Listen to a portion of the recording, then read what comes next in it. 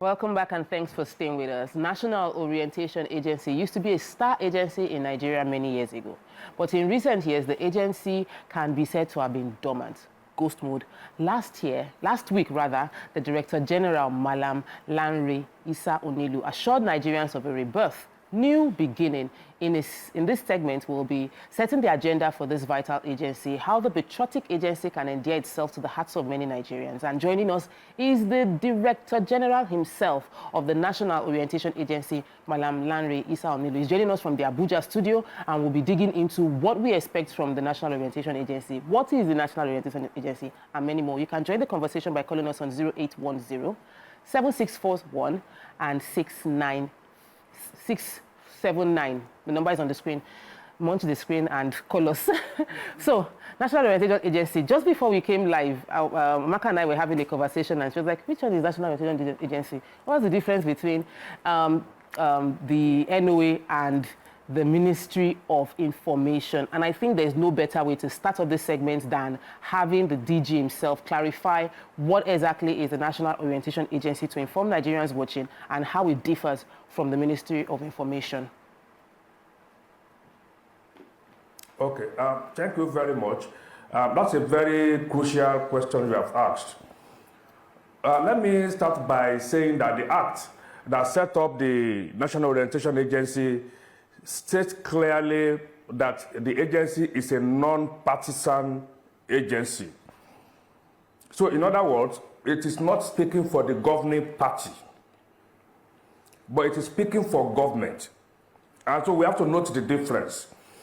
So which means our offices in the state, even if your state governor is governing under the PDP banner, the NOA in that state must support the government of that state and ensure that whatever policies they are doing or carrying out gets to the people.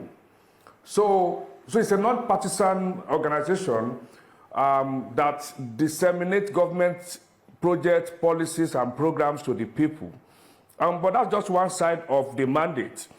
Along with disseminating information, we also generate feedback to government, both at the local government, at the state, and the federal level. So it's a tripartite arrangement where we have offices in all the local governments, we have offices in all the states, we have the headquarters, we have offices in FCT. So wherever we are to support the government in that particular geographical enclave.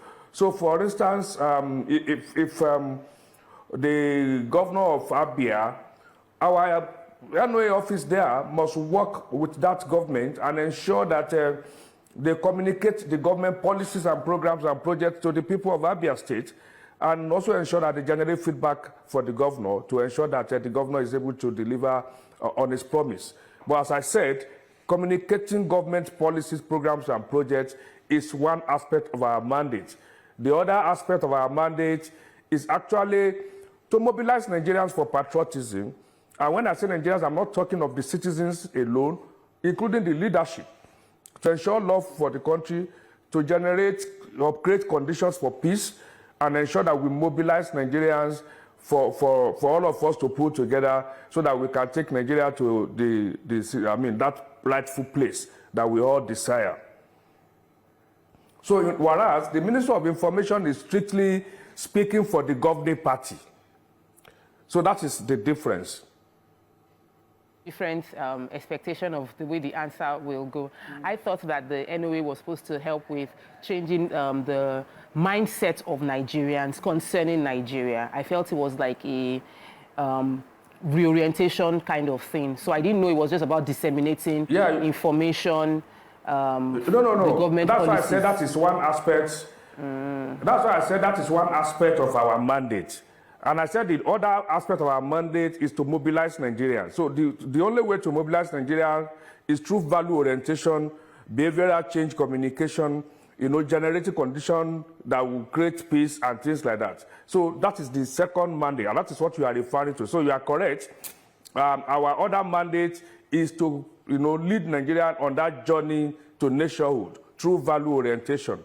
So we have a dual mandate, if you would understand that. So the communication is one aspect, and the communication is also not just communicating government policies. We also generate feedback. I guess as we go along, I will be more details in all of this. We generate feedback. Every 2 weeks, I sign on what we call Pulse of the Nation.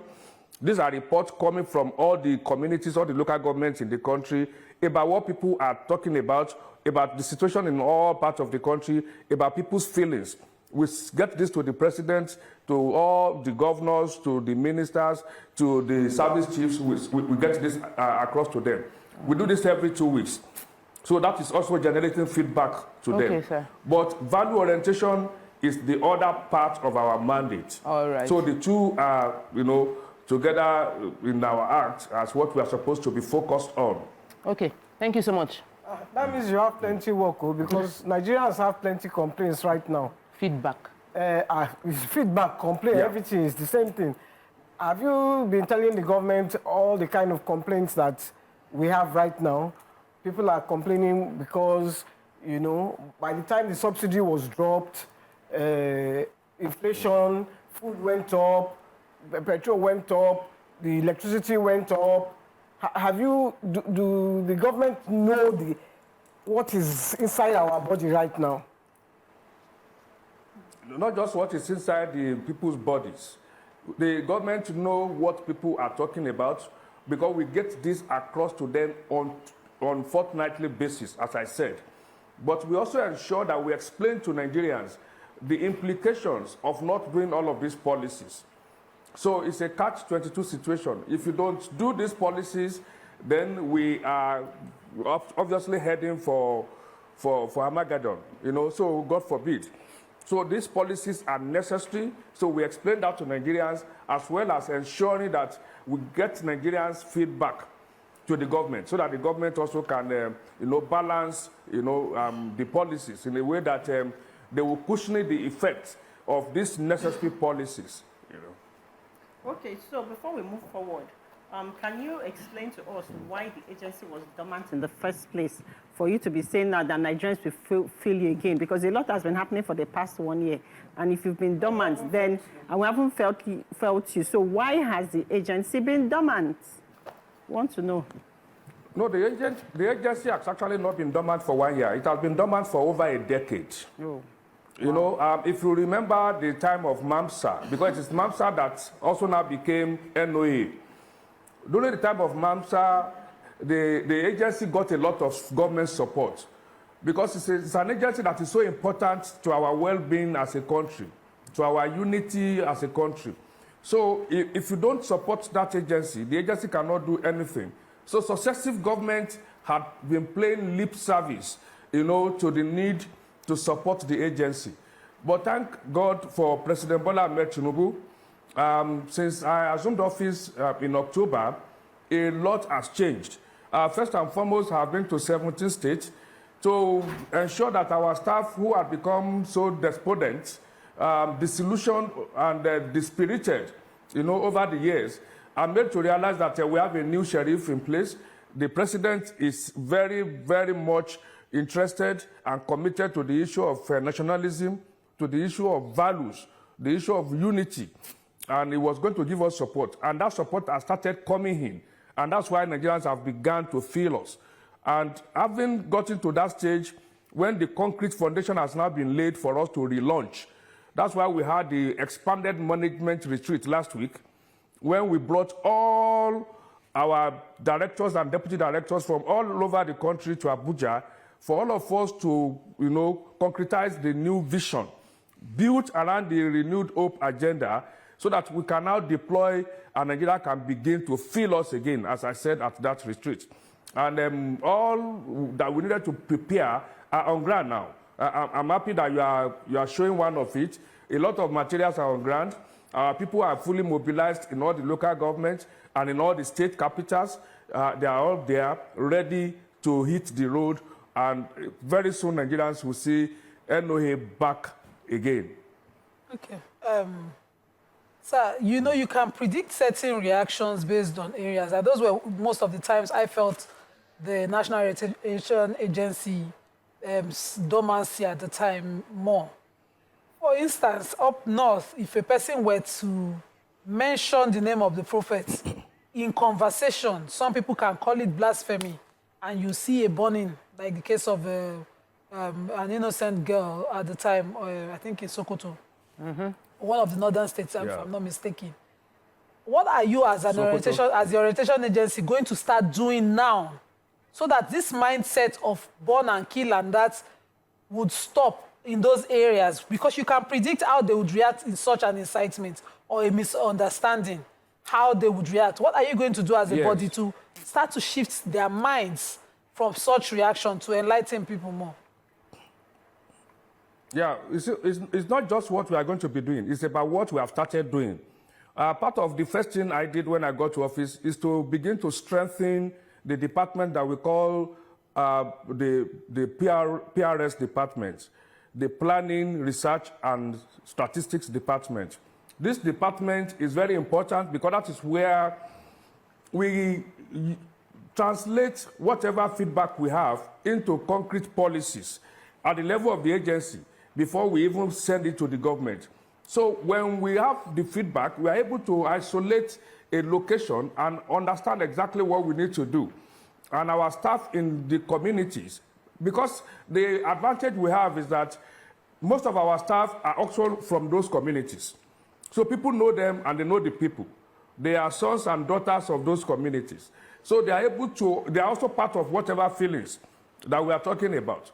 So we have nipped a lot of things in the bud without the public getting to know, simply because we averted them by taking actions, at that level. So when we have information, we transmit to the relevant agencies of government so that they can take prompt action.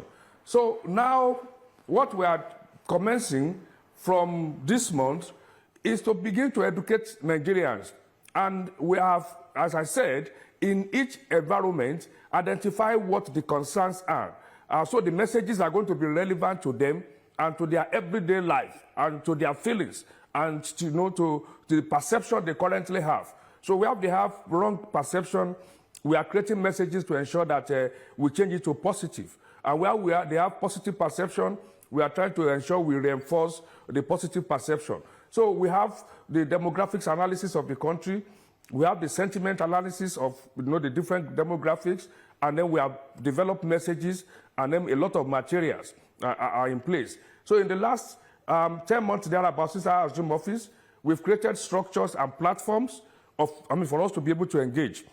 As you heard the minister said during the retreat, that NOA today is one of the foremost agency, that is technology compliant.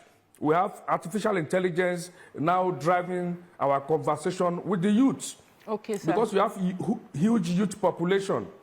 Age 35 and below constitute 76% of our population. So you must take that critical segment very seriously. So we have different platforms. If you go to the social media now, we are fully engaging with the youth to ensure, because most of these actions will be taken, most of these activities will be carried out by the youth. So you must engage with them to ensure they are better educated and enlightened, and they are not coming from a position of ignorance in some of the actions they take. All right, sir. So I was so happy you mentioned the social media engagement platforms, and that's because we know that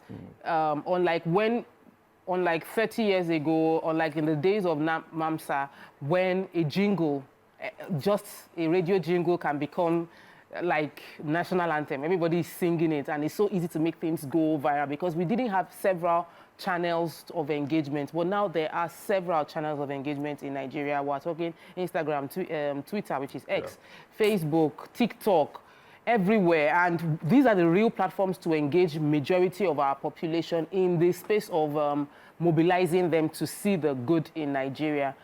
How active are you in engaging the youth, using the youth? Very good question. Not only are we engaging the youth, using the youth, we have brought in a lot of influencers who are working with us to ensure that our messages resonate, and we are connected to this very critical audience. As we speak today, we have a number of agencies we are working with who are into digital marketing, and they are supporting us with our messages getting across. You know, you'll be surprised to know that the retreat, which was actually live on TVC, was actually live on all the social media. We were live there, and we even were live throughout the program much more than we were on television. And take X, that is Twitter, for instance. As at the time we finished the first 2 hours, we had over 50,000 people watching it live on social media. And we had engagement with over 6 million people who watch the program. So this is the level at which we have gone. But I mean, as far as we are concerned, that is just the beginning. We are going to step up, and we continue to step up on our activities to engage this audience on social media. But we have a lot we are also doing offline. Because at the end of the day, as important as the social media is, as of today, only 16.7% of the people are engaged on social media. The rest are offline. So we have a lot we have done also to ensure that we reach people right in their corners. As of today, we have gathered a lot of data on the artisans in this country, the associations of artisans, the bricklayer, the mechanic, the carpenter, the yam seller, the onion seller, name it. We have the data. If you tell me your local government and we check our record, we will tell you who is the chairperson or secretary of these artisanal associations and trade associations, the market women, you know, development associations in the society, the civil society within the communities. We have gathered a lot of data, and our people go to their meetings fortnightly. Some of them meet on Sundays. They go to their meetings to deliver messages and also generate feedback and also give them value orientation. And the issue of value orientation is very important. And that's why we sat down about 10 months ago, realizing that all the past effort at value orientation did not actually make the mark because two things were always missing. So if I have the time, I will explain what these two things that were missing are and how we have tried to bring those two things into it now. And that is why we are ready to launch what we call the National Values Charter, which has now brought together all of this missing link and all that have been done in the past, plus what we have added to it. We have, you know, the president is going to unveil the National Values Charter in due course, and then but we have started the campaign anyway. So the two things that were missing in the past: one, all previous campaigns were targeted at the citizens alone. Andrew, don't check out, of the mid-80s. Nigeria, good people, good nation. Then you have change begins with me. But it takes two to fix this country. It takes the citizens and the leadership. So the citizenship, the leadership are supposed to be involved in the process of leading the journey to nationhood. So this time around, the value charter is actually an agreement between the country and the citizens, with each side, you know, understanding exactly what its roles are. So the leadership has its own defined roles, the citizens have their own defined roles, and each side can hold the other to account on what roles you are expected to do. The major issue we have in this country is that if I say that any of you now is not a good Nigerian, it's my opinion, because a Nigerian has not been defined. We don't know the definition of who a Nigerian is. So we must have a definition for who a Nigerian is, and then the attributes that come with being a Nigerian. Then we can now be able to hold ourselves accountable when some of those attributes are not there, or yes, when we act contrary or in defiance to those attributes. So we have defined the country's, what we call the Nigerian promise. The Nigerian promise are the 7 set of commitments that this country is committed to give to the citizens. And they are well spelled out. And they capture everything, our expectations from the leadership. And in exchange for that, we have what we call the citizen codes, which also have 7 sets of commitments on the part of the citizens towards the country. So the country is giving 7 commitments, and it is asking for 7 commitments from the citizens. So we call it 7 for 7. So it is this 7 for 7 that each side will begin to implement, and then thus the journey to nationhood has begun. So, I'm aware you recently appointed DG of the National Orientation Agency. Before your appointment and since your appointment, what are the most pending issues? Because, you know, Nigeria is a country that has its highest number of population between the youth age. And we see, let me just highlight some of you, dangerous migration through the Sahel to Europe. We have some other prevalence in fraud cases. We took some on Thursday. Yahoo bin. So what are those other ones that you have seen that you think you need jingles to, you know, to orientate our youth about now? And to add to that one, The most critical thing is ignorance. There's so huge, knowledge gap is so huge. So we need to ensure that the youth, especially the Gen Z and the Alpha coming after them, are quite aware of a number of things. When you go to the social media and you see the kind of conversation going on there, they are not the kind of conversation that you should get from that highly educated and versatile, generation. But the knowledge of their own country is missing. There is so much gap in it. They do not, many of the things they think have never happened, have happened before. They believe that nobody has ever stood up for this country in the past until they came. And they believe sometimes that the world started with social media. They never knew that there was a time that there was not even internet, not even color television. So there's this knowledge gap that we need to bridge. So when they discuss the issue of electoral system, you see a lot of knowledge gap. When they discuss the issue of citizenship, you see a lot of knowledge gap. It is actually a knowledge gap that will make you to not differentiate between the government you don't like and your country. And so you now begin to hate your country because you don't like a government. It is knowledge gap. Otherwise, you will know that you must fight for your country. And when you don't like a particular government, it is because of your country, not now that you don't like your country because of a government. So this knowledge gap is what we need to bridge. And that's why, I said 2 things were missing in the past effort. I've mentioned one, which is that it takes 2 to tango, the 2 sides, the leadership and the citizen. The second thing that was missing, which we have now in place, is the fact that even when you have all these things documented, clearly defined, you must create institutions for implementation. You must create institutions of nurturing, institutions to indoctrinate all of us on these values. And when you go to other countries, you find out that these things are there. The American dream has all the tenets and the principles of value orientation, exceptionalism, pursuit of happiness, liberty, all of this. Even as a foreign student, if you go to America, you would come across this value system and they will teach you Americanness. Also, you will grow up with those values.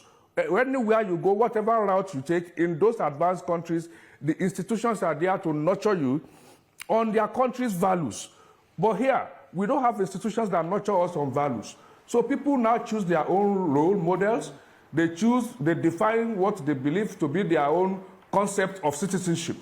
And this must be defined for us. So when we say, earlier, who is a Nigerian? That's who is a Nigerian question. We must all be able to say exactly the same thing. Okay. Can you... I need to ask him, because you've been there for 10 months, and recently the government changed the national anthem. The national anthem, for people like me, who are in our 60s, we know that national anthem, and we could accept it. The youth have never heard of that national anthem. What did you do to make sure that they accepted it? Because they have not accepted it, though. They keep on shouting on social media that they don't accept that national anthem. What have you done to make sure they will accept that old national anthem? Well, it will not be completely right to say they have not accepted it. What we may say is that to now live their life according to the tenet of the anthem, because the anthem was not just brought back just because of president's fancy. No. If you listen or pay attention to the lyrics, to the meaning of this national anthem, it relates to our situation in this country. And so the job of NOA is to first and foremost ensure that people understand that it is not just an anthem to be chanted. It is an anthem to use to live our lives. When you say, in brotherhood we stand, we must mean every letter of that statement. When we say, though tribes and tongues may differ, we understand the differences that we have in this country. But we are saying it cannot limit us in our togetherness. So when we say we want to hand a banner without stain to the generation coming behind us, our children, it means we are saying we are going to be responsible leaders. So these are the interpretations that NOA is embarking on. Well, first and foremost, the anthem itself is part of the value orientation that we have begun. The president is implementing what we call the National Identity Project, of which the National Values Charter is part of it.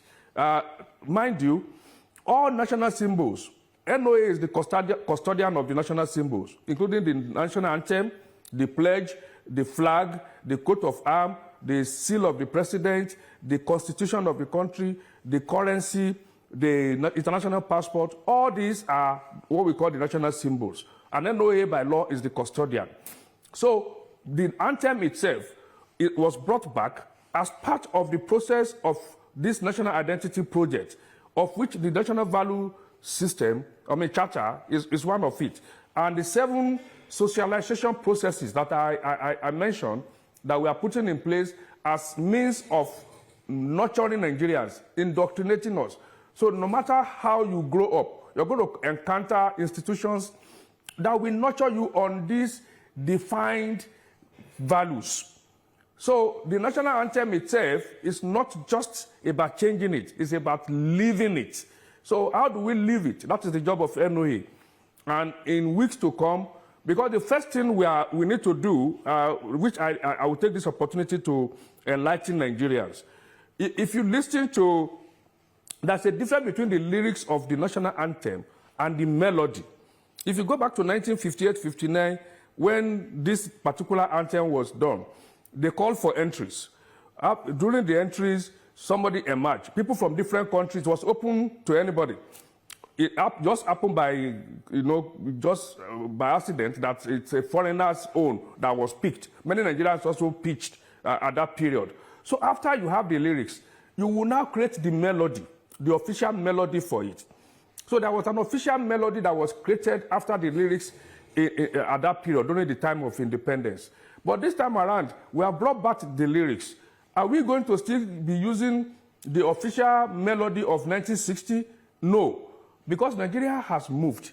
If you look at our music these days, you will see that Nigeria is a leading light in terms of music all over the world.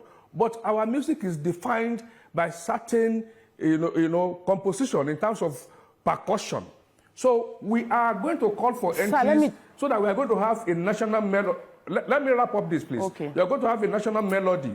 If you go to an event today and you see the military band there, the way they play the national anthem is different from where you see the police band. It's different from where you see the civil defense band.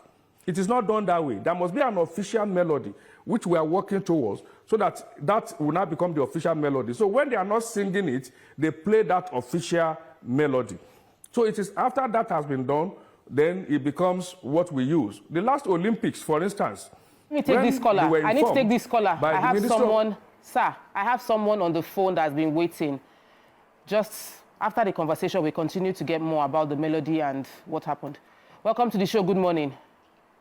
Thank you very much. Good morning. Good morning. Can you hear me? Yes. So the issue is that I really appreciate the... Good morning. We can hear you. You're live. Just continue.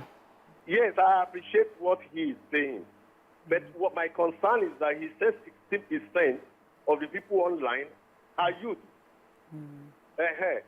I have just Googled and I found out that 70% of the youth of this nation are youth. So I expect, really, honestly, that the minister of, or the second in command to him should be somebody within the age of 30 to 40, if our population is 70% youth, so that this message will be able to reach them. Thank you so much, Mr. Jide. Yes. Thank you so much. That's a very good question.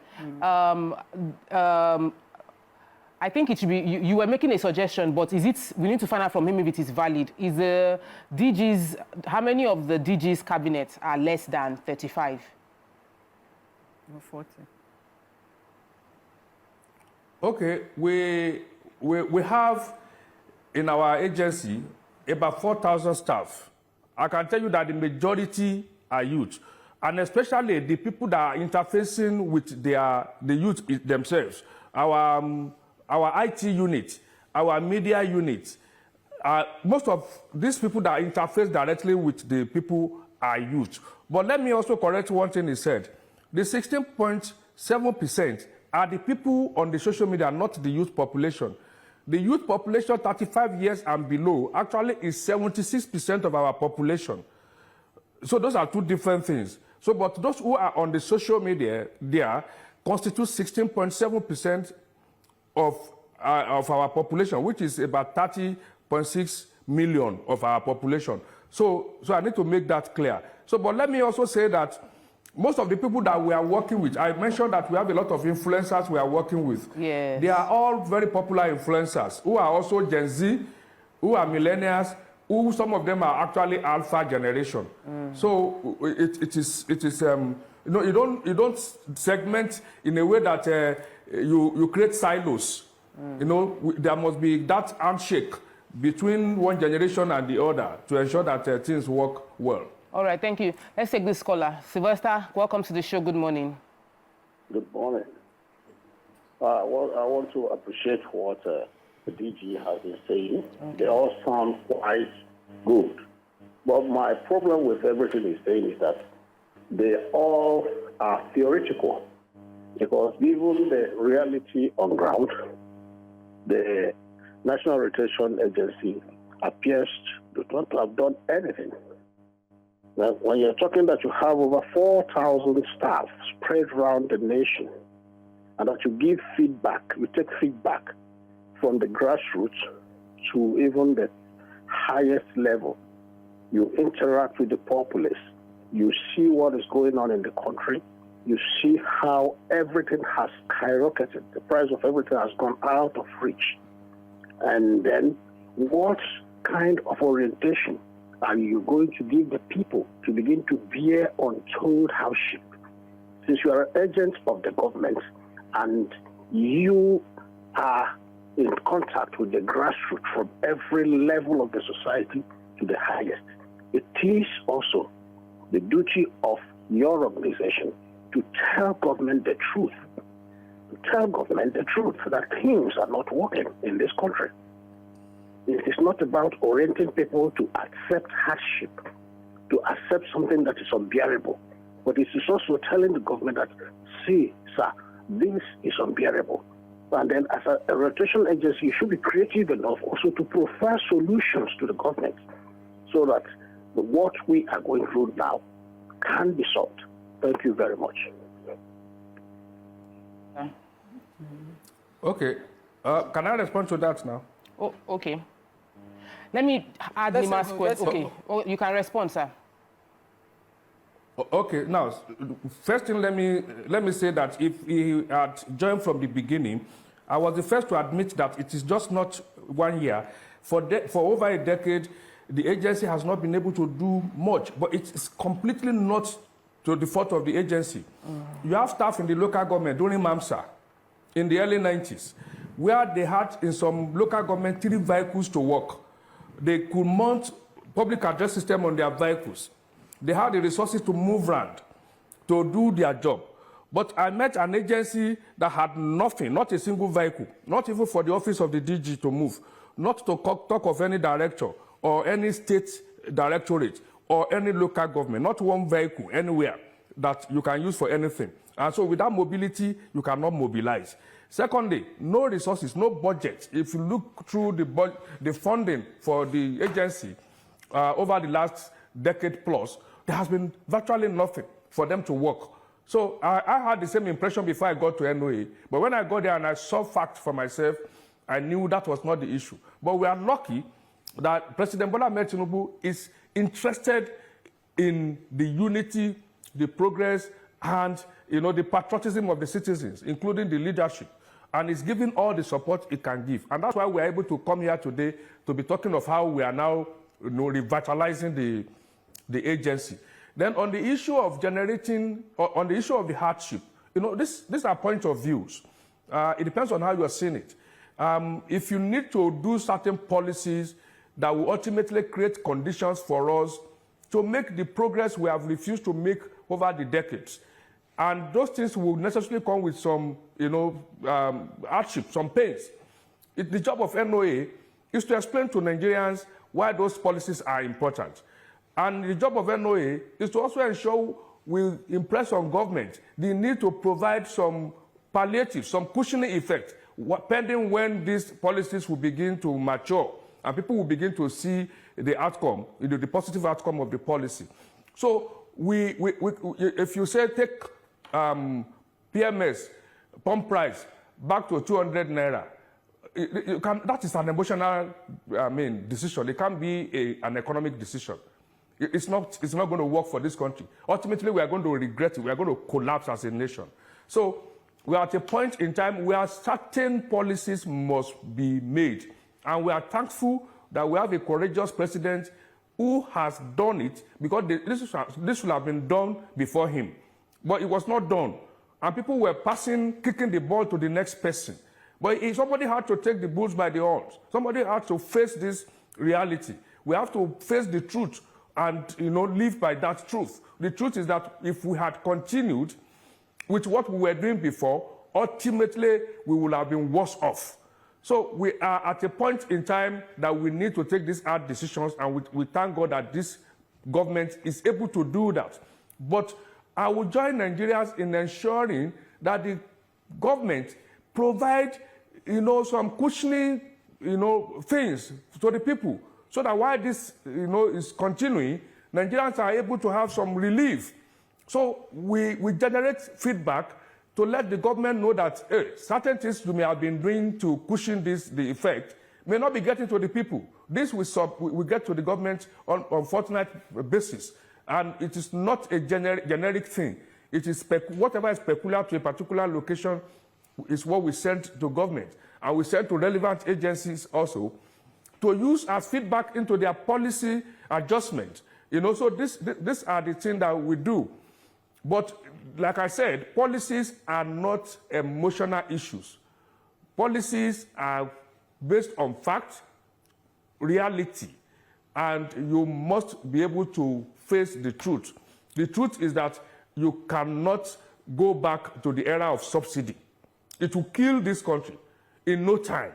You cannot allow people to be round-tripping on our foreign currency and do all of that. Okay, so sir. This has to remain. But let me also say... We have a caller, sir. That in the last one... Hassan has called in from Lekki and he has a question for you, sir. Hello, Hassan. Can you hear me? Yeah. Good morning, everybody. Good morning. Good morning. Look, please, I'm very sorry to say this. We are running government as if we are running a business enterprise. There are two different things. One is for profit maximization. One is for the maximization of objectives. The running of government is for the maximization of objectives. In the sense that, look, the way we are doing all this kind of a thing, we are not addressing the issue. We are not addressing it at all by saying that we cannot revert back to the previous price, we cannot bring back the subsidy, we cannot do subsidy. We are running government like a business entity. No, Mr. Hassan, can you ask National Orientation Agency questions, sir? No, the issue is it has to do with national orientation. Because he mentioned one thing that, look, They cannot go back to the previous price because it's not feasible. Look, it's feasible if we are serious about it. There's nothing wrong with subsidy. There are wrongs with the fraud that goes with subsidy. You can take away the fraud, but leave the subsidy. Subsidy is a part of social contract all over the world. Even the new world that are calling on us to remove subsidy. Thank you so much, Mr. Hassan. So obviously, Mallam Issa-Onilu, that's a feedback for you. I'm sure you will pass it on among the next batch of feedback you are going to give to the presidency and the National Executive Council. Nima has a question for you. Thank you. Okay, sir. Well, Waike had just mentioned the issue of the new national anthem. So it is new for our generation. I didn't sing the old national anthem in primary school. And I'm in my 40s. So there's a need for the jingles to start playing so people get used to it. You said we don't have a tune yet. We want to do tune first. They should even be compelling. We don't have an anthem. That means we don't have an anthem. But we don't have like a proper tune. No. They sing the old tune now. Yeah. They sing the old tune. one. So how would you partner with media houses to see that this plays? So I leave home at 6 a.m. daily, and I enjoy when the morning shows are starting that most of the stations I tune to in my car have a national anthem playing. But since they've changed, I have not heard any of those tunes playing. I want to know what the orientation agency is doing to put this tune in our subconsciousness, as the old one was. All right, so before the DG answers that question, let me take another question from Honorable Bashiru, who's called on the show. Hello, you're live.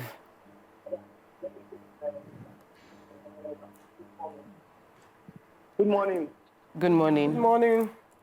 Good morning, Mr. Lanre Onilu. He can hear you. Just go ahead with your question. Okay.